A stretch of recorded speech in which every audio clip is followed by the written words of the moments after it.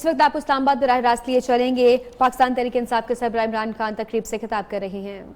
Social media now, which is a huge force that has, people still are not understanding the impact of social media.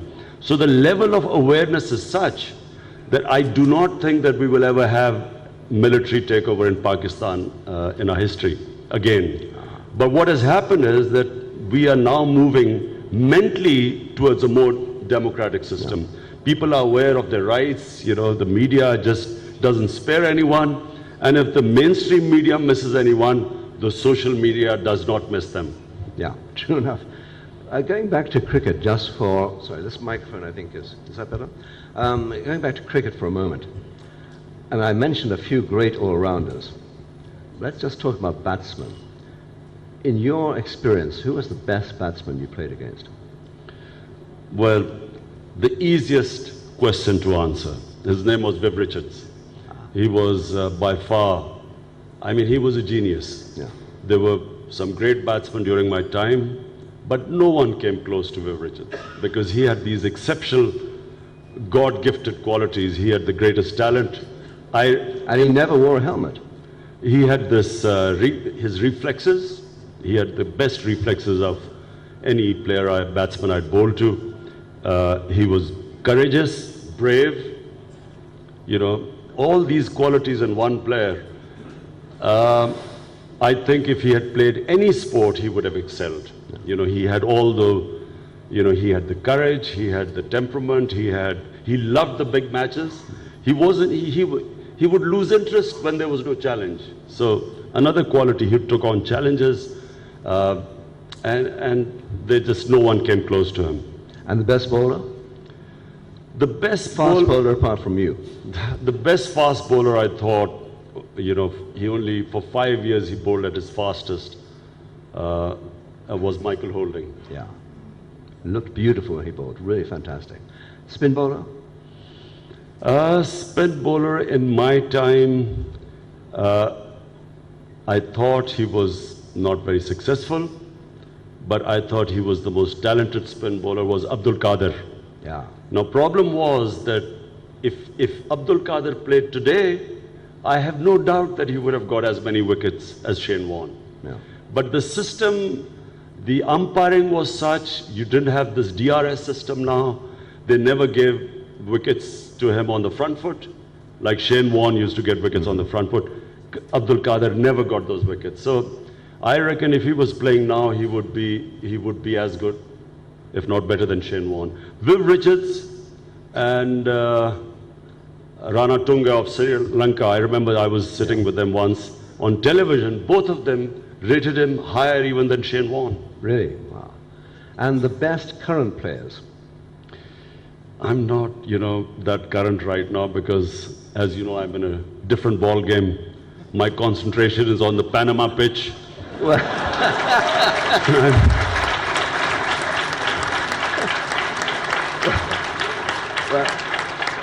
and let me tell you, everyone else is also watching the Panama score. I was about to bowl you that particular googly.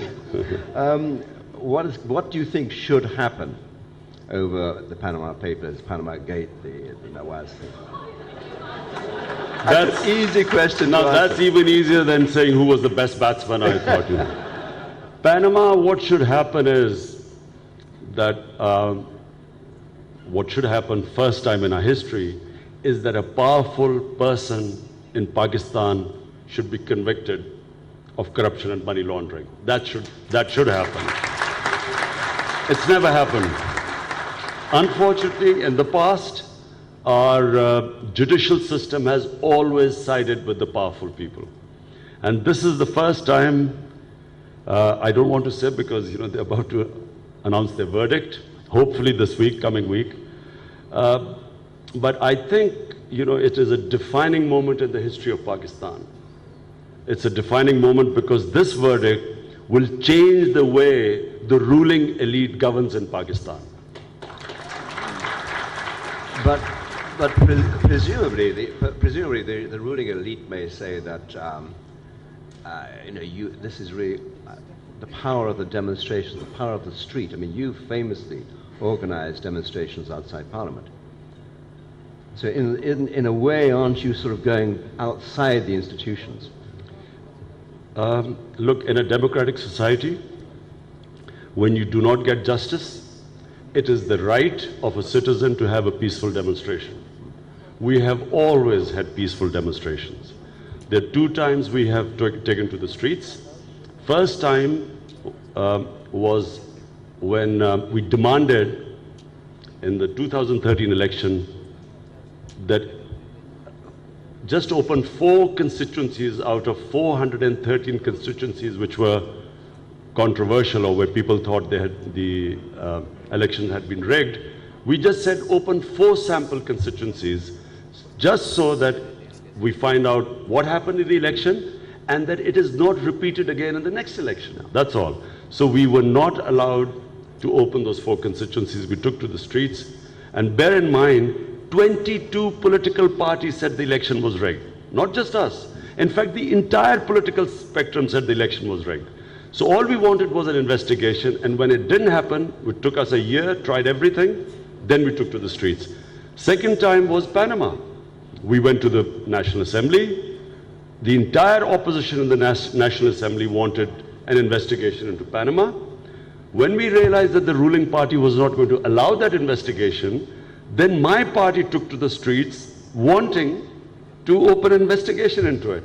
And eventually we ended up in the Supreme Court. So we have stayed within the Constitution. Australia, the #1 team, he was prepared to leave captaincy. Similarly, if you want to become, there have been so many prime ministers of Pakistan, people don't even remember their names. Or they don't want to remember their names.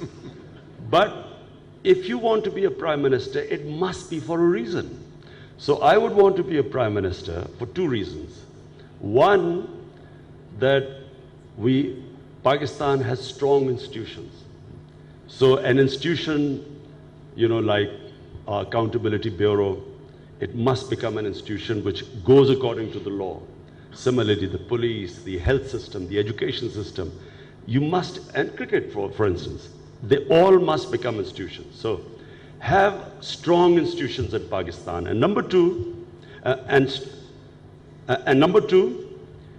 all resources must go into human development. The most important field where the resources should go is education. Yeah.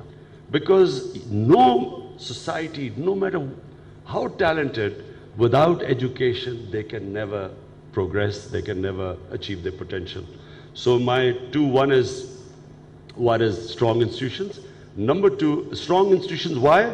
Because I believe if we can cut down corruption, especially the big corruption, I reckon, and we fix the FBR, which is the tax collecting agency, I believe this country has huge potential to collect enough money than to spend on a human resource. So the second thing is to reduce poverty. Because in my opinion, the example of China, where China has done something which no human society has ever done. In the last 30 years, they have brought something like 500 million people out of poverty. Now that is, what has propelled China into what it is now. I was studying that their GDP in 1980 was $300 billion. It's $10 trillion now. Yeah. And it's because they brought these people out of poverty. That meant that people had buying power. I mean, apart from the moral issue where you have so many poor people, it's also economically, it makes sense. If you bring people out of poverty, you have bigger markets, you can spend, you invite investors because there's such a huge market like in China. And so the whole society prospers. So, they are the 2 models. One is human development and reducing poverty. One is strengthening institutions. China is one of your neighboring countries. Afghanistan, of course, is another. And you go back to George W. Bush's global war on terror, etc. The repercussions for Pakistan have been immense. I mean, what's your view of the last few years because of American foreign policy and Pakistan foreign policy? You see, I think this saying that those who don't learn from their mistakes are condemned to repeat those mistakes. So we made a big mistake in the 80s. We entered into the US. Again, it was a war, then jihad against the Soviets. And that left us in Pakistan with militant groups. We had Kalashnikovs flooded in, we had drugs which were being used to finance the war, and militant groups. We never had the sectarian militant groups which were a result of the Afghan jihad. And then, fast forward to about another decade later, 9/11 happens, and we are hunting the same groups, the same jihadi groups then become terrorists. And so, any country which has immoral foreign policy like that, which does such injustice to its people, is bound to have consequences. So we paid a huge price for this foreign policy. I'm afraid we produced these jihadis for dollars, and then we killed the same jihadis as terrorists for dollars. And therefore, the society has suffered enormous damage. I want to think that Pakistan should never, ever, ever, never be part of someone else's war. We should, as a society, we should decide that we should help in bringing people together for peace, but we should never enter into any alliance which is for war.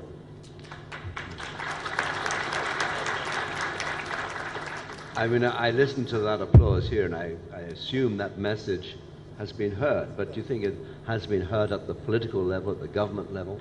And I think back to the days of General Musharraf, when you had drone attacks in Pakistan, which actually were approved tacitly, but approved by the government.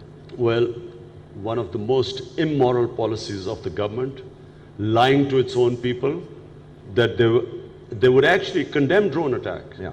And then we found out that they had actually given the green signals to the Americans to conduct drone attacks against its own people. I mean, such a policy, such an immoral policy. Those who push the buttons for these bombs to fall on villages, I mean, the immorality of that, the American foreign policy, the CIA-led drone policy, what it achieved, you can just tell right now, it's achieved nothing. What have they achieved? And secondly, Pakistan government allowing that to happen. Because what was happening was that quite clearly when you're bombing villages, you're going to kill people, innocent women, children, and then the fallout, the backlash was against Pakistani troops and Pakistani people.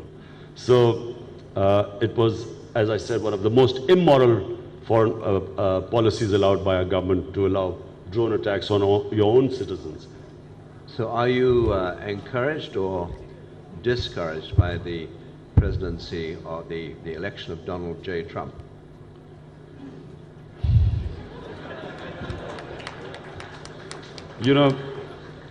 When Trump got elected... This is where you try to become a diplomat. No, I'm not going to be.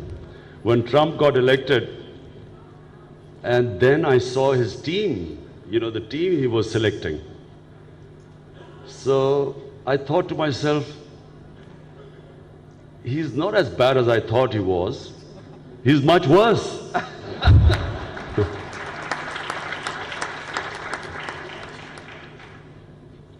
Do you want to go on with that, or? No, I think it's.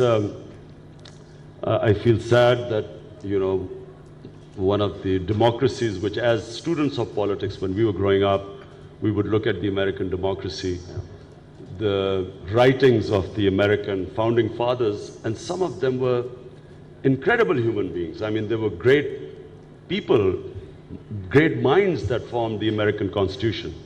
And then to see America, where Donald Trump gets elected as a president, I'm afraid it's a decline of a civilization. Now, I think we've got to a point where, Asfar, do you want to come up to the panel or Timur? Yes. Yeah. Sure? Yeah. Sure? Before we do that, there's a couple of others who'd like to join on the stage and ask a couple of questions. If I could invite them. Our host, Asfar Hassan, would like to be here. If we could bring him up. Our co-host, Rustam Boga from Martin Dow, if he may also join us on the stage. Victor Mallet is with the Financial Times, and giving our wrap-up at the end will also be Amana Tasneem. And Imran, you may well recognize Mr. Rustam Boga of Martin Dow, please join us. Victor did a... Mr. Rustam Boga of Martin at your Dow. house. Yes. Oh, okay. And then we'll open up the floor. John, if you conduct the Q&A, we'll pass the microphones Absolutely. around, and we'll see what the audience has Indeed. to say. Well, let me just, before I ask the audience, one last question. Which captains, you mentioned Ian Chappell, but of world captains, which ones do you most admire in cricket in your career? John, I think, I can't comment on once I stop playing, because when you're playing, you can actually gauge the quality of a captain, because you know the contemporary test teams as well, and then you can, gauge when you're playing against them. So I can't really comment since I left cricket.